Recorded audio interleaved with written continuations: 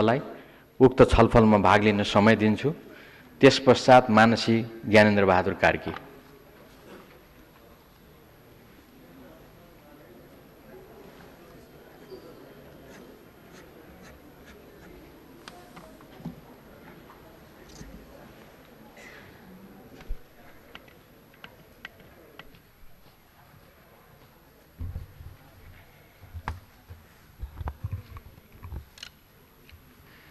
सम्मान्य सभामुख महोदय, झन्डै 65 वर्षको अनवरत सङ्घर्षपछि नेपालमा संविधान सभाबाट सङ्घीय लोकतान्त्रिक गणतन्त्रको संविधान बन्ने प्रक्रिया अन्तिम चरणमा छ र झन्डै 82 वर्षपछि एउटा विनाशकारी भूकम्प आएर यति नै बेला जनधनको अकल्पनीय क्षति भयो र एउटा नयाँ चुनौती नेपालीहरूको अगाडि, नेपाली समाजको अगाडि खडा छ। ठिक यस्तै परिस्थितिमा सरकारको नीति कार्यक्रममाथि हामी छलफल गर्दैछौँ। यी दुईटै परिघटनाहरू साधारण परिघटना होइनन्। संविधान सभाबाट सङ्घीय लोकतान्त्रिक गणतन्त्रको संविधान निर्माण गर्ने कुरा आफैमा नेपालको राजनीतिक इतिहासको एउटा असाधारण परिघटना हो र यो विनाशकारी भूकम्पबाट सृजित परिस्थिति पनि एउटा सामान्य परिस्थिति होइन, एउटा असामान्य र असाधारण परिस्थिति हो। त्यस्तो बेलामा सरकारले नीति र कार्यक्रम ल्याउँदा यो असाधारण परिस्थितिको प्रतिबिम्बन र ती चुनौतीहरू जो यो परिस्थितिले सिर्जना गरेका छन्, ती चुनौतीहरूको सामना गर्ने प्रतिबद्धता, प्रतिज्ञा र त्यस खालको कमिटमेन्ट यसमा आउनुपर्ने हो भन्ने कुरा स्वतः बुझ्न सकिन्छ।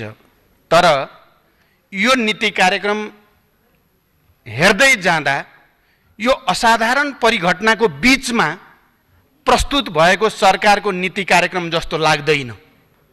यो पढ्दै जाँदा यस्तो लाग्छ सबै चिज ठिकठाकै चलेको छ, यहाँ ठुल्ठुलो उथलपुथल राजनीतिक परिवर्तन पनि आएको छैन, यहाँ एउटा विनाशकारी भूकम्पले एउटा ठुलो चुनौती नेपाली समाजको अगाडि खडा गरेको पनि छैन भन्ने भान हुन्छ।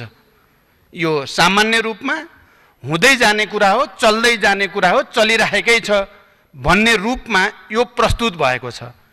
यहाँ यो नीति कार्यक्रमका संशोधनकर्ता मान्य सदस्यहरूले धेरै कुरा उठाउनु भएको छ र हाम्रो दलको तर्फबाट प्रमुख सचेतकले संक्षिप्तमा त्यसबारे राख्नु भएको छ। मैले यही परिस्थिति नआओस् भन्नको निम्ति सत्ता पक्षसँग लगातार अहिले नीति कार्यक्रम र बजेटको सन्दर्भमा अलि फरक ढङ्गले र विशिष्ट रूपमा विचार गरियोस् भनेर लगातार भनेको थिएँ। मैले त हामी अधिकतम सहमतिबाट अझ सकेसम्म कतिपय दलहरूले उठाएका विषयहरूलाई पनि सम्बोधन गर्ने गरी आम सहमतिबाट नै संविधान घोषणा गर्ने त्यसमा हामी केन्द्रित भइरहेको बेलामा र हामी राष्ट्रिय सहमति कायम गरेर भूकम्पबाट सृजित परिस्थितिको सामना गर्ने प्रतिबद्धता व्यक्त गरिरहेको बेलामा सत्ता पक्षले हतारो गरेर नीति कार्यक्रम र बजेट ल्याउनु सायद त्यति धेरै परिस्थिति अनुकूल हुँदैन भनेर मैले पटक पटक भनेको थिएँ। मैले प्रधानमन्त्रीजी र सरकारमा भएका प्रमुख पार्टीका नेताहरूसँग यति बेला राम्रो के हुन्छ भने सामान्य अवस्था छ जस्तै गरी नीति कार्यक्रम बजेट ल्याउनु भन्दा बरु संविधानमा केन्द्रित भएर सहमतिबाट छिटोभन्दा छिटो घोषणा गर्नेमा केन्द्रित हुने, नीति कार्यक्रम र बजेटको हकमा पनि राष्ट्रिय सहमति कायम गरेर अनि मात्रै बजेट ल्याउने, त्योभन्दा अगाडि पेशकी बजेट जो हामी कहाँ विशेष स्थितिमा त्यसो गर्ने प्रचलन छ पनि अहिले पनि पेशकी बजेट ल्याएर अनि विस्तृत रूपमा राजनीतिक दलहरूको बीचमा सहमति कायम गर्दै छलफल गर्दै एउटा साझा नीति कार्यक्रम पनि बनाउने र साझा बजेट निर्माण पनि गर्ने र यो परिस्थितिको सामना गर्नु उचित हुन्छ भनेर मैले पटक पटक भनेको थिएँ। तर सत्ता पक्षले त्यो कुरालाई स्वीकार्ने साहस गरेन भन्ने मलाई लाग्छ। जबकि परिस्थिति त्यस्तै थियो, त्यस्तै छ।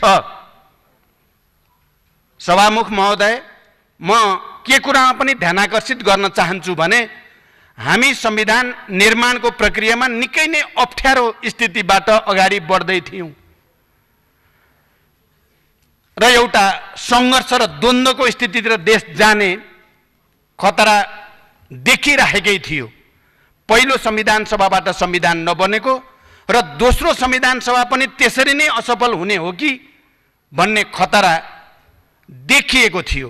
त्यस्तो परिस्थितिमा हामीले बडो गम्भीरताको साथ समझदारी निर्माण गर्नुपर्छ भनेर छलफल गर्दै गरेको र आफ्ना अडानहरूमा कायम पनि रहँदै गरेको परिस्थितिमा भूकम्प गयो र एउटा नयाँ परिस्थिति सिर्जना भयो।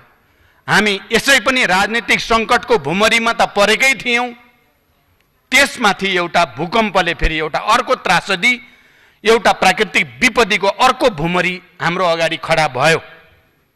त्यो परिस्थितिमा सामान्यतः संसदीय प्रणाली भित्र प्रतिपक्षले त्यस्तै बेला छोपेर सरकार गिराउने, सरकारलाई असफल सिद्ध गर्ने, सरकार निकम्मा छ, सरकारले केही पनि गर्न सकेन भनेर त्यसका विरुद्ध अभियान चलाउने गर्छन्। प्राय प्रतिपक्षीहरूले त्यो भूमिका खेल्ने गरेको देखिन्छ। सरकारका कमी कमजोरीहरूलाई बढीभन्दा बढी खोतल्दै जनताको बीचमा लैजाने र सरकारलाई असफल सिद्ध गर्ने सामान्य परम्परा संसदीय प्रणालीको तपाईँ हामीले बुझेको परम्परा त्यही नै हो। तर हामी प्रतिपक्ष र अझ म प्रमुख प्रतिपक्षको दलको नेताको हैसियतले यही रोस्टमबाट मैले भने कि यति बेला हामीलाई बलियो सरकार चाहिएको छ र हामीले सरकारलाई सहयोग गर्नुपर्छ, समर्थन गर्नुपर्दछ। हामीलाई यति बेला एउटा बलियो राष्ट्रिय एकताको खाँचो छ र हामीले त्यस्तो राष्ट्रिय एकता प्रदर्शन गर्नुपर्दछ र यो व्यवस्थापिका संसदको बैठकको आवश्यकता छ भन्ने कुरा पनि सबभन्दा पहिला प्रमुख प्रतिपक्षले, मलाई लाग्छ सुरुमा हामीले त्यो प्रस्ताव अगाडि सार्दै गर्दा यो राष्ट्रिय विपदाको घडीमा व्यवस्थापिका संसदबाट हामीले राष्ट्रिय एकताको एउटा सङ्कल्प प्रस्तुत गर्न जरुरी छ भनेर प्रतिपक्षले यो विषय राख्दै गरेको अवस्थामा सायद सत्ता पक्षलाई सुरुमा लागेको थियो सायद प्रतिपक्षले व्यवस्थापिका संसदमा उभिएर सरकारका विरुद्ध केही मोर्चा खोल्न खोजेको हो कि भन्ने लागेर केही समय त व्यवस्थापिका संसदको बैठक बोलाउने कुरामा पनि कहीँ न कहीँ हिचकिचाहटको स्थिति पनि देखा पर्यो। तर अन्ततः जब व्यवस्थापिका संसदको बैठक भयो र प्रतिपक्ष आफैले सरकार बलियो रूपमा प्रस्तुत हुन जरुरी छ, यति बेला सरकारलाई हामी सबैले बलियो बनाउनको निम्ति सहयोग गर्न जरुरी छ र एउटा ठुलो राष्ट्रिय एकता कायम गरेर हामीले यो विपदाको सामना गर्न जरुरी छ भनेर हामीले भन्यौं। त्यसैको आधारमा छलफल अगाडि बढ्यो र 27 बुँदे संकल्प प्रस्ताव हामीले यही व्यवस्थापिका संसदबाट सर्वसम्मतले पारित गर्यौं। त्यो एउटा यस्तो सन्देश थियो, देशभरिको जनताको निम्ति एउटा ठुलो राहत पनि थियो त्यो र विश्वभरिको जनताको लागि र विश्व शक्तिहरूको अगाडि पनि नेपालीहरू विपद परेको बेलामा एकजुट हुन सक्छन् र उनीहरू आफ्नो समस्याको सामना गर्नको निम्ति तयार हुन सक्छन् भन्ने एउटा बलियो सन्देश पनि त्यसले सम्प्रेषण गर्यो। कहीँ न कहीँ भूकम्पपछि एकातिर राजनैतिक समस्या समाधान नभइरहेको अवस्था, अर्कोतिर भूकम्पको एउटा विनाशकारी लीला देखिएपछि सायद अब नेपाल सम्पूर्ण रूपले असफल हुने हो कि भन्ने प्रश्न यत्रतत्र उठिरहेकै अवस्थामा यहाँका राजनीतिक पार्टी, राजनीतिक दलहरू, राजनीतिक नेताहरू, राजनीतिक प्रणाली सबै कोल्याप्सै हुनतिर जाने हो कि भन्ने प्रश्न पनि उठ्न थालेको बेलामा हामीले खेलेको भूमिका, हामीले प्रदर्शन गरेको एकता, सर्वसम्मत सङ्कल्पहरू चाहिँ साँच्चै नै ऐतिहासिक महत्त्वका थिए र मैले त्यही जगमा उभिएर नै सत्ता पक्षसँग भनेको थिएँ कि अब यो नीति कार्यक्रम र बजेट ल्याउने कुरामा पनि हामीले सहमतिबाटै जाने कोसिस गरौँ, समझदारीबाटै जाने कोसिस गरौँ। र यही बिचमा हामीले यो पनि भन्यौँ कि अहिले नेपाली जनताको लागि हामीले संविधान सभाबाट संविधान दिने कुराको सुनिश्चितता गर्न सक्यौँ, हामीले त्यसमा समझदारी बनाउन सक्यौँ भने एउटा ठुलो राहत संविधान निर्माणको प्रक्रियाले दिन सक्दछ। र साँच्चै हाम्रो सचेत प्रयत्न र भूकम्पबाट सृजित परिस्थितिको परिणाम हामी संविधान निर्माणको प्रक्रियामा पनि हामीले एउटा समझदारी बनायौँ र अहिले मस्यौदा लिएर जनताको बिचमा जाने ठाउँसम्म आइपुगेका छौँ। र यसले पक्कै पनि एउटा राहत आम नेपाली जनतालाई र एउटा सन्देश विश्वभरि पनि दिएकै छ।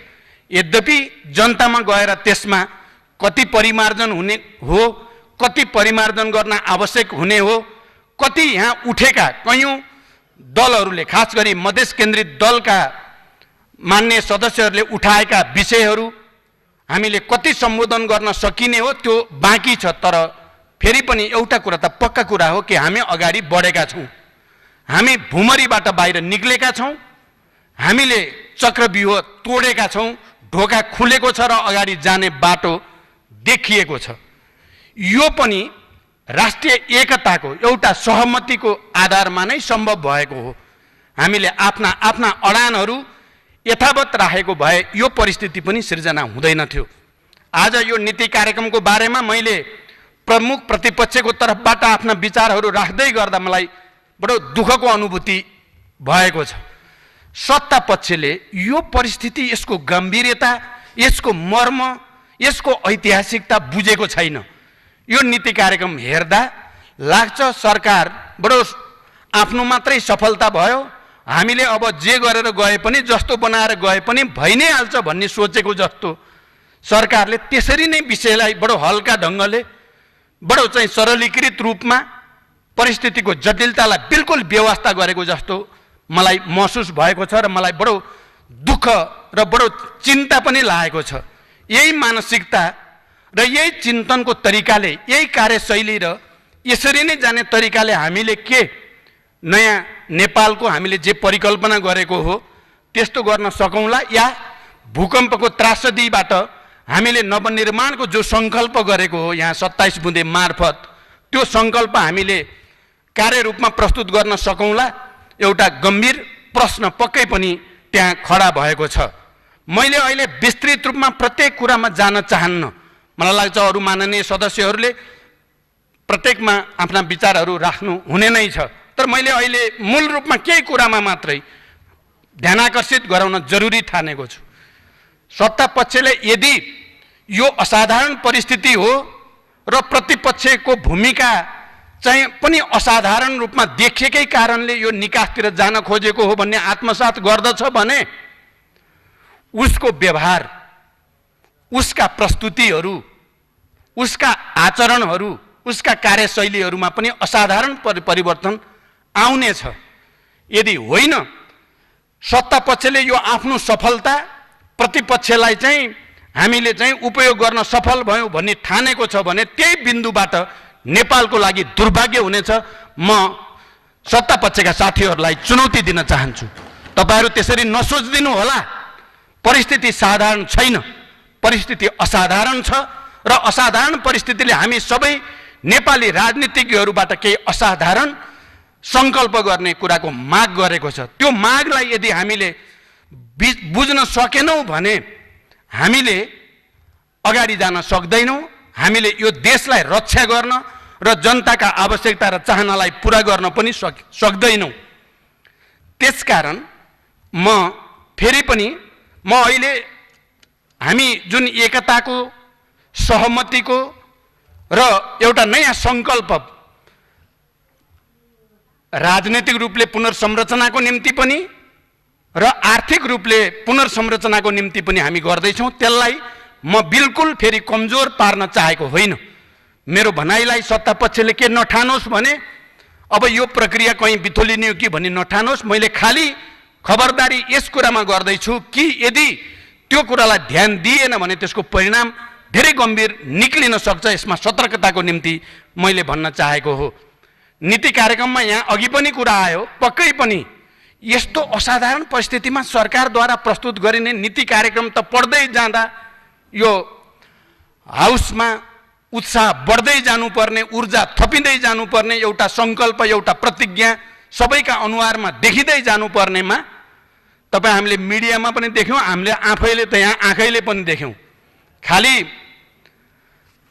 फ्लोरमा मात्रै होइन, यहाँ मञ्चमा बस्ने सम्माननीयदेखि हाउसमा बस्ने माननीयसम्म कोही निदाउने, कोही घुर्ने, कोही हाँस्ने, ठट्टा मजाक जस्तो चल्यो। यति गम्भीर राष्ट्रिय परिस्थितिको बेलामा सरकारले प्रस्तुत गरेको नीति कार्यक्रम पढ्दै जाँदा पट्यार लाग्दो, सुनिराख्दा चाहिँ निदाउने पर्ने जस्तो यो अवस्था जो सृजना भयो र यो आम नेपाली जनताले देखे त्यो कुरा। को सम्मानीय निदाय, को माननीय निदाय भन्ने पनि देखियो। र किन भन्दा पक्कै पनि यसमा जति नयाँपन, जति एउटा ऊर्जा, जति एउटा शक्तिको साथ चिजहरू जानुपर्ने हो त्यो नजानुकै परिणाम यस्तो भयो। यहाँ केही पनि छैन भन्ने मेरो आरोप होइन। नीति कार्यक्रमले छुन सबै खोजेकै छ, सबै छ तर केही पनि छैन। यो नीति कार्यक्रमलाई त्यसो भन्न सकिन्छ। हेर्दै जानुभयो भने सबै विषय छुन छोएकै छ। हिजोदेखि आएका कतिपयले त भने पहिलाका फोटोकपी, धेरै कुरा त फोटोकपी पोहोर सालका, परार सालका, पहिलेका भनेर पनि भन्न सकिन्छ। केही नयाँ कुरा पनि छन्, स्मार्ट सिटी, ग्रिन सिटी इत्यादि इत्यादि केही नयाँ कुरा छँदै छैनन् पनि होइन, तर यसमा प्राथमिकता छैन। हामीले यो भयानक परिस्थितिको सामना गर्नको निम्ति हामीले कहाँनिर बढी जोड दिनुपर्ने हो, कुन क्षेत्रलाई बढी जोड दिएर अबको परिस्थितिको सामना गर्ने भन्ने कहीँ पनि छैन। त्यहाँ सम्मै छ, सरर जान्छ। त्यहाँ रिदम हुनु पर्यो, जोड हुनु पर्यो। या कहाँ ध्यान दिने कुरा कतापट्टि बढी हो, जोड दिने कता हो, प्राथमिकता हाम्रो एक नम्बरमा के चिज हो भन्ने केही पनि छैन। त्यसकारण यहाँ सबै छ, केही पनि छैन भन्न सकिने खालको यो नीति कार्यक्रम बन्न गएको छ। मलाई के लाग्छ भने हामीले नेपालमा अहिले जे जस्ता समस्याहरू हामीले सामना गरेका छौँ त्यसमा चाहिँ सबभन्दा ठुलो कुरा, चाहे औद्योगिकरणको कुरा गरौँ या बेरोजगारी समस्या समाधानको कुरा गरौँ या भ्रष्टाचार नियन्त्रणको कुरा गरौँ या नेपालका सबै उत्पीडित वर्ग, जाति, समुदाय, क्षेत्रको विकासको कुरा गरौँ, त्यो सबैको एउटा फन्डामेन्टल, एउटा बेसिक कुरा भनेको एग्रिकल्चर नै हो, कृषि नै हो। हामीले कृषिमा आधुनिकीकरण, व्यवसायीकरण, आम रूपमा युवाहरूलाई आधुनिक कृषितिर केन्द्रित गर्ने र कृषिमा आधारित उद्योगहरू स्थापना गर्ने कुरामा जोड नदिइकन हामीले अरू हवाई कल्पना ठुल्ठुला कुरा गऱ्यौँ भने हामीले नेपाली समाजलाई जगैदेखि, धरातलदेखि उठाएर निर्माण गर्न सम्भव छैन। र यो कृषिमा हामी अहिले जसरी युवा बेरोजगारीको अवस्था छ, युवाहरूलाई यसरी दक्ष जनशक्तिको रूपमा तालिम दिने व्यवस्था र जसको कारणले हाम्रा प्रत्येक गाउँमा, प्रत्येक ठाउँमा हामीले एउटा नयाँ कृषि क्रान्तिको अभियान सुरु गर्न सकियोस्। हाम्रा युवाहरू हामी भित्रै अपार साधन स्रोत छ। हामी खाडीका देशमा या विदेशमा गएर अपमानित हुने या त्यहाँ गएर चाहिँ बडो दर्दनाक अवस्थाको सामना गर्ने होइन, हामीले आफ्नै देशभित्र गाउँमा हामीले कृषिमा विविधता, यान्त्रिकीकरण, आधुनिकीकरण, व्यवसायीकरण, सामूहिकीकरण, सहकारीकरण र त्यो मार्फतबाट एउटा ठुलो क्रान्ति अनि उद्योग धन्दा पनि कृषिमा आधारित उद्योग धन्दालाई प्राथमिकता हुनुपर्ने कुरा हाम्रो विचारमा यही नै हो। तर नेपालको विगतदेखिको सरकारको ध्यान यतापट्टि केन्द्रित भएर जनशक्ति तयार पार्ने या त्यसको निम्ति नीति नियम कानुनहरू तयार पार्नेतिर त्यति गएको देखिँदैन। तपाईँ हामी हेऱ्यौँ भने विश्वका कुनै पनि विकसित देशहरूको इतिहासलाई हेऱ्यौँ भने उनीहरूले आफ्नो बजेटको सबभन्दा महत्त्वपूर्ण हिस्सा अनुसन्धानमा खर्च गर्ने गर्छन्। चाहे त्यो कृषिको अनुसन्धान होस् या विज्ञानका विभिन्न पक्षको अनुसन्धान होस्, किनकि त्यो अनुसन्धानबाट जे निक्लिन्छ त्यसले मात्रै जनताको जीवनमा एउटा आमूल परिवर्तन लिएर आउने र विकासको गतिलाई पनि एउटा तीव्रता दिने कुरा हो। तर हामी कहिल्यै पनि अनुसन्धानमा पैसा खर्च गर्न पर्यो भने बेकारमा गए जस्तो ठान्छौँ हामी। अझ भन्ने हो भने बजेटहरू त्यस्तो ठाउँमा बढी राख्न हामीलाई मन पर्दै आएको छ जहाँ सबभन्दा बढी भ्रष्टाचार गर्न र पैसा कमाउन पाइन्छ, त्यही ठाउँमा बजेट दिनेतिर चाहिँ हाम्रो ध्यान जान्छ।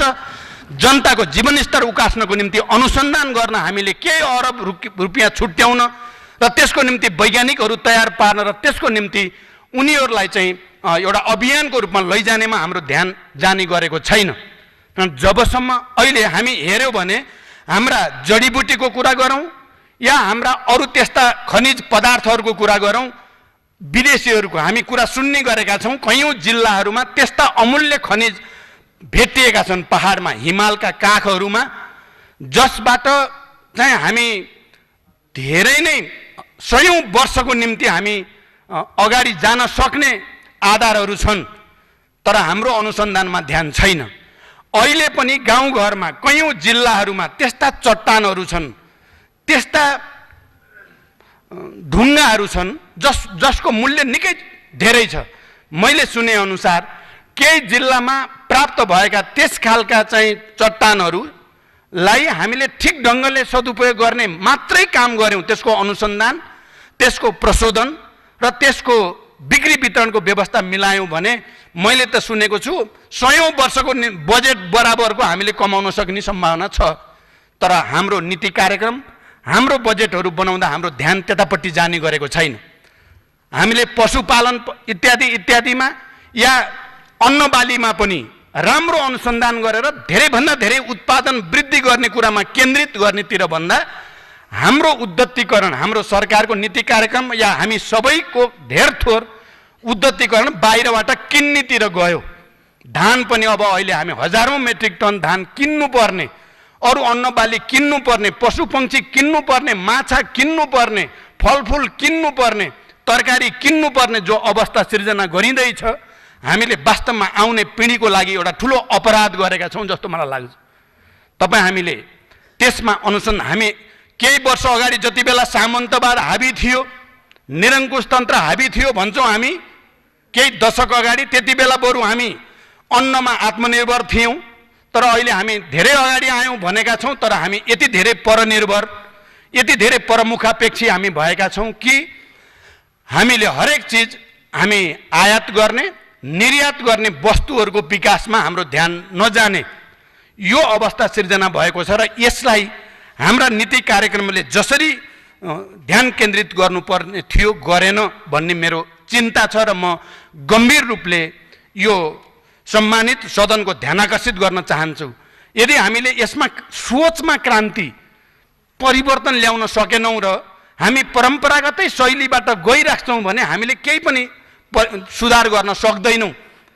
अनि त्यसै गरी अर्को हामीले ध्यान दिनुपर्ने कृषिपछि, किनभने हाम्रो औद्योगिकरण, रोजगारीको समस्या समाधान, आर्थिक समृद्धिको चाहिँ ढोका भनेको कृषिमा क्रान्तिबाट नै हो। त्यहाँ गरिने भूमि सुधार, आधुनिक भूमि सुधार, हाम्रो चक्लाबन्दीको, सामूहिक खेतीको, सहकारीकरणको एउटा अभियान हामीले त्यहाँ चलाएर हाम्रा युवाहरूलाई हामी भित्रै सुन रहेछ, हिरा मोती रहेछ हाम्रै जमिनमा भन्ने कुराको चेतना र त्यसको निम्ति न्यूनतम तालिमको व्यवस्था हामीले गऱ्यौँ भने मलाई लाग्छ धेरै चिजको ढोका खुल्छ। दोस्रो, हामी सबैलाई थाहा छ, दोस्रो पूर्वाधार निर्माणमा हामीले ध्यान केन्द्रित गर्ने कुरा नै हो। हाम्रा जति अहिले राजमार्गहरू बनेका छन् र अब उत्तर दक्षिण फास्ट ट्र्याक रोडहरूको कुरा छ, पूर्व पश्चिम हामी रेलवे लाइन बिछ्याउने कुरा गरेका छौँ। हामीले लासादेखि लुम्बिनीसम्म रेलवे लाइनको निम्ति हामी विभिन्न हाम्रा मित्र राष्ट्रहरूसँग, इन्डियासँग, चीनसँग हामीले कुरा गरिरहेका छौँ। र त्यस्तै सहर विकासका, त्यस्ता औद्योगिक विशेष सहर विकासका कुरा पनि हामीले गरेका छौँ। दोस्रोमा हामीले, किनकि त्यस खालको चाहिँ पूर्वाधारको विकास भएन भने हामीले फेरि अन्य क्षेत्रको विकास गर्न त्यति नै कठिन छ, चुनौतीपूर्ण छ। त्यो प्राथमिकता पनि यसमा परेन। नीति कार्यक्रममा यो प्राथमिकताको क्रमको दोस्रो हो या के हो भन्ने कुरा पनि प्रश्न छैन। त्यसै गरी हाम्रा पावर प्रोजेक्टहरू अनि यो पर्यटन व्यवसायको विकासको कुरा अनि अन्य प्रशोधनसँग सम्बन्धित कुराहरू जसरी आउनु पर्ने हो त्यसरी आउन सकेको छैन। त्यसकारण मेरो पहिलो त हाम्रो सोचमा हामीले परिवर्तन गर्ने कहिले हो, हाम्रो शैलीमा हामीले परिवर्तन कहिले हो गर्ने कहिले हो। हामीले यत्रो ठुलो भूकम्प गएपछि एउटा त हामीले राष्ट्रिय एकता प्रदर्शन त गर्यौं, राष्ट्रिय संकल्प पनि गर्यौं, तर जब हामी ठोस व्यवहारमा जाने बिन्दुमा आइपुग्छौँ हामी फेरि पुरानै ठाउँमा हुन्छौँ। सायद हाम्रा संरचनाहरू, हाम्रा ब्युरोक्रेसी भनौँ या हाम्रो ट्रेन जो चल्दै आएको छ, यसो हेर्दा जनताको नजरमा जनताको ठाउँमा गएर जनताकै भाषा हेर्ने हो भने उनीहरूलाई पञ्चायत के बहुदल के यो गणतन्त्र सङ्घीय आएको के उस्तै लाग्छ जनताको नजरबाट। तपाईँ हामीले त राजनीतिज्ञले भनेका छौँ हामी कहाँ पञ्चायत ढाल्यौँ, बहुदल ल्यायौँ, बहुदल गयो, गणतन्त्र सङ्घीयता आयो भनेर हामीले बुझ्छौँ। तर जनताको जीवनमा पञ्चायतले के गर्यो, बहुदलले के गरेर यो अहिले के हुँदैछ भन्ने कुरा भन्यो भने उनीहरूले अन्तर भेट्न धेरै गाह्रो छ। यो कुरा हामी राजनीतिज्ञहरूको निम्ति चुनौती हो कि होइन? हामीले ठोस व्यवहारमा जनतामा प्रत्यक्षता यो परिवर्तन आयो र यो उपलब्धि हामीले लियौँ।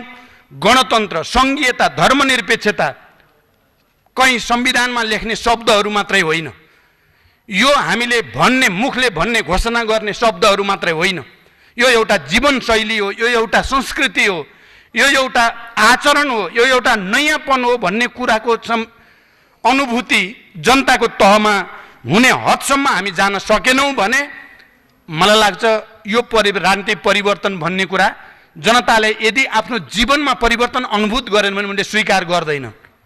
इतिहासमा कहीँ पनि मलाई एकचोटि मेरो चाहिँ इन्डियाका एकजना निकै प्रतिष्ठित घराना रिलायन्स कम्पनीका एकजना चाहिँ सल्लाहकारसँग मेरो कुरा भयो। कुरा हुँदाखेरि उनले के भने यो राजनीति भन्ने कुरा चाहिँ देशका लागि पनि जनताको लागि त्यति ठुलो कुरा हुँदैन, उनीहरूलाई आफ्नो जीवन र आफ्नो व्यवसाय कसरी चल्छ भन्ने कुरा महत्त्वपूर्ण हुन्छ। उनले उदाहरण दिएर भने मलाई बडो त्यो चाहिँ घत लागेको थियो। पहिला सोभियत सङ्घ कम्युनिस्टहरूको शासन थियो, एक पार्टी मात्रै थियो, कम्युनिस्ट अधिनायकत्व, सर्वहारा वर्गको अधिनायकत्व भनिन्थ्यो। त्यहाँ भारतमा चाहिँ बहुदलीय थियो, संसदीय प्रणाली थियो, तर भारत अमेरिकाको चाहिँ कथित डेमोक्रेसीसँग होइन, सोभियत सङ्घको चाहिँ कथित डिक्टेटरसिपसँग बडो राम्रो सम्बन्ध थियो, सारा व्यापार उनैसँग हुन्थ्यो। एउटा उदाहरण भने बडो चाहिँ अर्थपूर्ण छ यो। किन भएन? राजनीति मिलेर सबै कुरा हुने भएको भए त बुर्जुवा डेमोक्रेसी मान्ने जति सब एक भए हुन्थ्यो। यो बडो अर्थपूर्ण छ। अनि उनले भने अमेरिकाले डेमोक्रेसीको धेरै नै अब संसारकै सबभन्दा अगाडि भन्ने हुन्छ, तर उसले अरबका देशहरू जहाँ मुस्लिम बहुल देशहरू छन्, जहाँ डेमोक्रेसीको चाहिँ भन्ने हो हामीले भन्ने गरेको डेमोक्रेसी भेटिँदैन, ती देशसँग बडो सुमधुर सम्बन्ध छ। बरु अलिकति डेमोक्रेटिक चाहिँ भ्यालुज नर्म्सलाई मान्नेहरूसँग बडो ठुलो कन्ट्राडिक्सन छ। यो विचित्र के हो भन्दा उनले भने यो सब देखाउनको लागि हो। रियल कुरा त व्यवसाय हो, रियल कुरा त नाफा हो। कुन देशले कताबाट नाफा हुन्छ त्यही गर्ने हो, आफ्नो देशलाई जसाबाट हित हुन्छ त्यही गर्ने हो, भन्न मात्रै त्यो भन्ने हो भने यसो विचार हो जस्तो पनि। हामीले अहिले लेख्न जेसुकै लेखौँ संविधानमा, लेखेर छोडेर व्यवहार चाहिँ पुरानै गर्छौँ भने लेख्नुको के अर्थ भयो? किनभने त्यो यदि जीवन पद्धतिसँग जोडिँदैन र त्यो चाहिँ हाम्रो आचरणसँग जोडिँदैन भने लेखिदिनको लागि लेखिदिने, त्यो एउटा ब्यानरको रूपमा, त्यो एउटा साइनबोर्डको रूपमा लेखिदिने कुराले पनि धेरै अर्थ राख्दो रहेनछ। त्यसकारण मेरो चाहिँ फेरि पनि मैले यसलाई अब अन्त्यतिर लान खोजिराखेको छु। मेरो भनाइको तात्पर्य के हो भने म यो सम्मानित सदनका सबै मान्य सदस्यहरू र सम्मान्य सभामुख महोदय, म चाहिँ यो कुरालाई हामीले सङ्कल्प गर्ने दिन कहिले आउने हो, हामीले जनताको जीवनमा परिवर्तन ल्याउने गरी हामीले आफूलाई बदल्ने दिन कहिले आउने हो, यो यसको जवाब चाहियो। अहिलेको नीति कार्यक्रमले त्यो दिएको छैन, त्यो परम्परागतै छ, त्यो सामान्यकरण गरेर मात्रै आएको छ। त्यसकारण यसले अहिलेको समस्या समाधान गर्न सक्दैन। यो हेरिसकेपछि त मलाई लाग्यो यदि हामी त्यसो गर्न सकेको भए सबै दलहरूसँग सल्लाह गरेर बजेट निर्माणमा पनि नीति कार्यक्रम निर्माणमा पनि एउटा समझदारी बनाउन सकेको भए सायद एउटा शक्ति नयाँ हुन्थ्यो भन्ने मेरो विश्वास अझ दह्रो भएको छ। त्यसकारण मैले यति कुरा भनेर सैद्धान्तिक रूपमा यो नीति कार्यक्रमका सन्दर्भमा आफ्ना धारणाहरू राखेँ। अब ठोस रूपमा भन्दा मैले केही कुराहरू चाहिँ मात्रै यहाँ ध्यानाकर्षण गराउन चाहन्छु। हामीले भनेका छौँ 22 सालसम्म विकासशील राष्ट्रको स्तरमा आफूलाई पुर्याउने, 30 सालसम्म मध्यम आय भएको राष्ट्रको स्तरमा लैजाने नारा हाम्रो यही परम्परागत शैलीबाट पुरा हुनेवाला छैन। यो खाली देखाउनको निम्ति मात्रै सिद्ध हुने स्थिति छ। आयात निर्यात बीचको बढ्दो असन्तुलन हामी सबैलाई थाहा छ। अहिले व्यापार घाटा झन्डै 617 अरब पुगिसकेको छ र त्यो 617 अरब मध्ये झन्डै 2/3 चाहिँ हाम्रो भारतसँगको व्यापार घाटा छ र यो भयानक स्थिति हो। अब हामीले निर्यात प्रवर्धन गर्ने उद्योगहरूको विकास त्यतातिर हाम्रो त्यति ध्यान केन्द्रित छैन। हामी परम्परागत ढङ्गले जाँदैछौँ। त्यसकारण आयात निर्यात बीचको बढ्दो असन्तुलन, कुल ग्राहस्थ उत्पादनमा हुँदै गएको ह्रास र रेमिटेन्समा आधारित हुँदै गएको अवस्थाका कारण मुलुकको अर्थतन्त्र पराश्रित बन्दै जाने खतरा हाम्रो सामु उपस्थित भएको छ। यसले अन्ततः मुलुकको स्वाधीनता र सार्वभौमिकता पनि कमजोर बन्दै जाने कुरा आउँछ। यतापट्टि सरकार जति गम्भीर हुनुपर्ने यो नीति कार्यक्रममा त्यति गम्भीर देखिएन। एकातिर आर्थिक वृद्धि हाम्रो रासनमुख अवस्थामा छ भने अर्कोतर्फ आर्थिक विकासको प्रतिफल बहुसङ्ख्यक जनताले पाउन नसक्नुको कारण समाजमा हुने र नहुनेको खाडल दिनानुदिन बढ्दै गएको छ, घट्नुको सट्टा। किनकि विकासको मोडेल धेरै महत्त्वपूर्ण कुरा रहेछ। विकास गरेर मात्रै आर्थिक विकासको सूचकाङ्क हामीले ठुलो देखाएर मात्रै पनि समस्याको समाधान हुँदो रहेनछ। हामीले तीव्र आर्थिक विकास त गर्नु नै छ। हामीले त्यो आर्थिक विकाससँगै सामाजिक न्यायद्वारा त्यसलाई सन्तुलन गर्न सकेनौँ। धनी र गरिबका बीचको खाडल पुर्दै जाने कार्यक्रम पनि सँगसँगै लान सकेनौँ भने त्यो विकास आफै केही पनि हुँदो रहन्छ। त्यसले समाजमा झन् ठुलो अराजकता, झन् ठुलो विसङ्गति ल्याउने खतरा पनि हुँदो रहेछ भन्ने कुरा हामी थुप्रै विकसित देशमा अहिले घटिरहेका घटनाक्रमहरूबाट पनि हामी सजिलै देख्न सक्दछौँ। त्यो कुरालाई पनि हामीले ध्यान दिन जरुरी छ। त्यहाँ विकास र सामाजिक न्याय, विभेद न्यूनीकरण भनौँ, अन्तर घटाउँदै लैजाने यो दुईटा कुराको सन्तुलन हाम्रा नीति कार्यक्रम र बजेटमा निरन्तर सँगसँगै जान जरुरी छ। हामीले राजनीतिमा अहिले समानुपातिक समावेशी प्रतिनिधित्वलाई महत्त्व दिएका छौँ र आर्थिक सामाजिक क्षेत्रमा त्यसलाई प्रतिबिम्बित गर्नुपर्छ भन्ने कुरा स्वतः स्पष्ट छ। हामीले जसरी अब हामी समावेशी लोकतन्त्रको कुरा गरेका छौँ, हामीले नीति कार्यक्रम बनाउँदा या बजेट निर्माण गर्दा सङ्घीय लोकतान्त्रिक गणतन्त्र समावेशी समानुपातिकको मान्यतालाई हाम्रो नीति कार्यक्रम र बजेटले प्रतिबिम्बित गर्दैछ कि छैन? हामीलाई यो कुरा राम्रो थाहा छ। हाम्रो संविधान घोषणा भइसकेको त छैन, तर हामी सङ्घीय लोकतान्त्रिक गणतन्त्रमै जाने, हामीले पहिचान र सामर्थ्यको आधारमा नै सङ्घीयता जाने भन्ने प्रतिबद्धता गरि नै सकेका छौँ र हामी केही दिनभित्रमा संविधान, केही हप्ताभित्रमा संविधान घोषणा गर्ने पनि हामीले प्रतिबद्धता गरेर हामी कार्यसूची बनाएर अगाडि पनि बढिरहेकै छौँ। यस्तो बेलामा हाम्रो नीति कार्यक्रमहरू आउँदा या बजेट आउँदा अब देश त्यतापट्टि जाँदैछ भन्ने कुराको गम्भीर आत्मसातीकरण सहित त्यसको पूर्वाधार निर्माणमा बोल्नुपर्छ कि पर्दैन? सङ्घीय लोकतान्त्रिक गणतन्त्रमा जाँदा यति प्रदेश हुन्छन् पनि हामीले मोटामोटी हामी प्रमुख दलहरू त भनि नै सकेका छौँ, पहिचानमा आधारित, सामर्थ्यमा आधारित 8 प्रदेश भनेर। अनि हामी अहिले नीति कार्यक्रम बनाउँदा विकास क्षेत्रको आधारमा नीति कार्यक्रम बनाइराखेका छौँ। यो मिल्यो? यसले सत्ता पक्ष परिवर्तनप्रति गम्भीर छ, यो सङ्घीय लोकतान्त्रिक गणतन्त्रप्रति गम्भीर छ भन्ने देखायो? मलाई लाग्छ बिल्कुल देखाएन। बरु 5 विकास क्षेत्रको धारणा अनुसार त्यसरी नै हुँदै जान्छ। स्वास्थ्य, शिक्षा, रोजगारी सबै विषयमा त्यही अवधारणा पछ्याउनतिर उद्धत छ सरकार भन्ने यसले देखाएको छ। यतापट्टि गम्भीर ध्यानाकर्षण होस् भन्ने म चाहन्छु। वैदेशिक सम्बन्धलाई नयाँ गणतान्त्रिक युग सुहाउँदो बनाउनु पर्दछ। हामीले त्यो कुरा आएको छ। पञ्चशील र असंलग्नताको सिद्धान्तमा मुलुकको स्वतन्त्र परराष्ट्र नीति आधारित हुनुपर्दछ। आर्थिक कूटनीतिको प्रवर्धनमा जोड दिई नेपाली दूतावासहरूलाई स्रोत र साधनले सम्पन्न गरिनुपर्ने कुरालाई पनि विशेष जोड दिन जरुरी छ। अनि कृषिको मैले अघि भने कृषिको आधुनिकीकरण, व्यवसायीकरण अतिरिक्त सरकारले 100% प्रिमियम तिरेर कृषि तथा पशु बिमाको व्यवस्था गर्नुपर्दछ र त्यसै गरी पूर्वाधार निर्माण, ऊर्जा, पर्यटन, शिक्षा, स्वास्थ्य समेत प्राथमिकताको क्षेत्रमा राख्नुपर्दछ। 2 छिमेकी मुलुकहरूको विकासबाट लाभ लिनको लागि हामीले भनेका छौँ। मैले त अझ चीनमा जाँदा पनि भारतमा जाँदा पनि त्रिदेशीय साझेदारीको रणनीतिमा जान जरुरी छ। हामी दुईटा देशको बीचमा भएको एउटा भूपरिवेष्टित देश हुनुको नाताले हामी दुईटा ठुला चाहिँ अर्थतन्त्र, दुईटा ठुला छिमेकीलाई जोड्ने पुलको काम गर्न चाहन्छौँ हामीले भनेका छौँ र त्यसमा हामीले त्यो कुरा भनेका छौँ र मलाई लाग्छ यसमा आम नेपालीहरूको पक्कै पनि चासो छ। त्यसको निम्ति 2 छिमेकी मुलुकहरूको विकासबाट लाभ लिनको लागि रिभर बेसिन उत्तर दक्षिण लोकमार्ग, महाकाली, सेती, कर्णाली, भेरी, गण्डकी, कोशी, मेची सडक कोरिडोर निर्माण गर्ने कुरालाई विशेष गम्भीरतापूर्वक लिन जरुरी छ।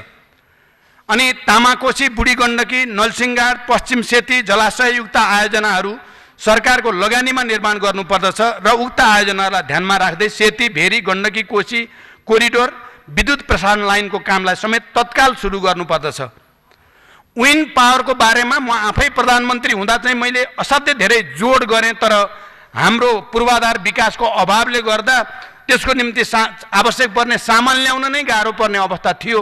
अब हामीले बिस्तारै पूर्वाधार विकास गर्न सक्यौँ भने विन्ड पावरलाई हामीले विकास गर्नु सकिने, त्यसै गरिकन सोलर पावरलाई पनि हामीले पर्याप्त रूपमा विकास गर्न सकिने सम्भावना छ।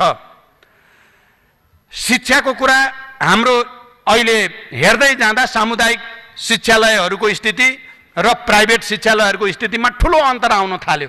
एउटा ठुलो वर्ग विभेद त्यहाँ देखिँदैछ। यसलाई अन्त्य गर्न कमसेकम हामीले अहिले संविधानमा लेख्दैछौँ, मौलिक हकको रूपमा शिक्षा, स्वास्थ्य, रोजगारीलाई लेख्दैछौँ, तर हाम्रा नीति कार्यक्रमले त्यो कुरालाई प्रतिबिम्बित गर्नेतिर उद्धतीकरण हाम्रो छैन। हाम्रो फेरि त्यहाँ त्यो लेखिए पनि हाम्रो ध्यान र चाहिँ जोड चाहिँ परम्परागत तरिकामै छ। त्यसकारण अहिले उच्च माध्यमिक तहको शिक्षालयलाई निःशुल्क बनाउनु पर्दछ। उच्च शिक्षा पढ्ने विद्यार्थीहरूलाई सुलभ कर्जा उपलब्ध गराउने व्यवस्था मिलाउनु पर्दछ। प्रत्येक जिल्लामा बहुउद्देश्यीय प्राविधिक शिक्षालय र प्रत्येक निर्वाचन क्षेत्रमा सिप विकास तालिम केन्द्रहरूको व्यवस्था गर्नुपर्दछ। अनि मात्रै त्यसले एउटा अभियानको रूपमा राष्ट्रिय शक्ति निर्माण हुन सक्दछ। स्वास्थ्यलाई पनि हामीले त्यसरी नै भनेका छौँ, आधारभूत स्वास्थ्य सेवालाई निःशुल्क र प्रभावकारी बनाइनु पर्दछ। आधारभूत स्वास्थ्य सेवालाई र विशेषज्ञ सेवामा जनताको पहुँच सुनिश्चित गर्न स्वास्थ्य बिमाको व्यवस्था गर्नुपर्दछ।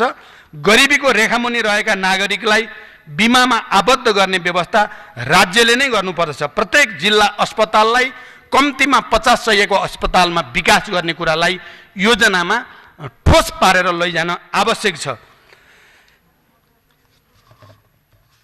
अनि उद्योगहरूको स्थापनाको सन्दर्भमा पनि कम्तीमा स्थानीय साधन स्रोतलाई ध्यान दिएर प्रत्येक प्रदेशमा अहिले नै कमसेकम एउटा उद्योगहरू स्थापना गर्ने नीति र कार्यक्रममा अगाडि बढाउन जरुरी छ। हामीले अन्तर्राष्ट्रिय स्तरको चाहिँ स्पोर्ट्स कम्प्लेक्स निर्माण गर्न जरुरी छ। त्यो कुरा सामान्य रूपमा आएको पनि छ र प्रत्येक प्रदेशमा न्यूनतम एउटा रङ्गशाला बनाउने, अलिक आधुनिक खालको रङ्गशाला बनाउने कुरालाई पनि हामीले कार्यक्रममा लानुपर्छ, ताकि खेल क्षेत्रमा हामीले जुन अहिले सकारात्मक एउटा रेसियो, सकारात्मक प्रवृत्ति देखिँदैछ त्यसलाई गुणात्मकता दिन जरुरी छ। र देशभित्रै रोजगारीको सृष्टि गर्ने कुराको लागि स्वरोजगार अभियानलाई हामीले विशेष प्रभावकारी बनाउन आवश्यक कानुनको व्यवस्था गर्न पनि जरुरी छ। र त्यसै गरी अब अहिले भूकम्पबाट जुन क्षति भएको छ, भूकम्पबाट प्रभावित जनतालाई, त्यहाँ पनि गरिबीको रेखामुनि रहेका दलितहरू, गरिबहरू, असहायहरू, त्यस्ता बालबच्चाहरू, तिनीहरूको निम्ति जसको आमा बाउ छैनन्, उनीहरूलाई राज्यले निशुल्क पढाइ अरू सबै उनीहरूको भरण पोषणको व्यवस्था गरिदिनु पर्दछ। त्यो कार्यक्रम ठोस रूपमा आउनु पर्दछ। त्यहाँ गरिबीको रेखामुनि रहेका दलितहरू या गरिबहरूको निम्ति विशेष राहत प्याकेज हामीले दिइदिनु पर्दछ। त्यो कुरा ठोस रूपमा आउन जरुरी छ, ताकि हामी भूकम्पबाट जो त्रासदी हामीले भोगेका छौँ, त्यस क्षेत्रका जनताले भोगेका छन्, उनलाई तुरुन्तै राहतको रूपमा प्याकेज दिन जरुरी छ। अनि घर निर्माण गर्नको निम्ति या उनीहरू घाइते अपाङ्गहरूलाई हामीले, मैले पहिलो यहाँ बोल्दा पनि भनेको थिएँ, अलिकति मुट्ठी त राज्यले खोल्नै पर्छ, सरकारले छाती त अलिकति ठुलो बनाउनै पर्छ। तर यो नीति कार्यक्रमले उनीहरूको चाहिँ राहतको निम्ति, उनीहरूको पुनर्स्थापनाको निम्ति दिने भनेको अहिले त म सुन्दैछु, त्यो 15,000 दिने भनेको पनि अहिलेसम्म पाएको छैनन्, 2 लाख भनेको चाहिँ पनि पाएकै छैनन्। अब हाम्रो यो कार्यशैलीले हामी त्यो भूकम्प प्रभावित क्षेत्रहरूको नवनिर्माण हामी गर्न सकौँला त भन्ने एउटा चुनौती जनताको मनमा, एउटा प्रश्न अहिले नै खडा भएको छ। त्यसकारण हामीले यी सबै समस्याहरूलाई केन्द्रित गरेर राष्ट्रको एउटा असाधारण परिस्थितिलाई ध्यान केन्द्रित गरेर हामी सबैले साझा ढङ्गले नजाने र परम्परागत ढङ्गले हामी सत्तापक्ष, तिमी प्रतिपक्ष, तिमीले विरोध गर, हामी चाहिँ गरिराख्छौँ भन्ने तरिकाले जाने हो भने हामीले नेपाल बनाउन सक्दैनौँ भन्ने मलाई चिन्ता लागेको हुनाले मैले केही सैद्धान्तिक र केही व्यवहारिक सङ्केत गर्न चाहेँ। यति भन्दै म मेरो भनाइ टुङ्ग्याउँछु। धन्यवाद।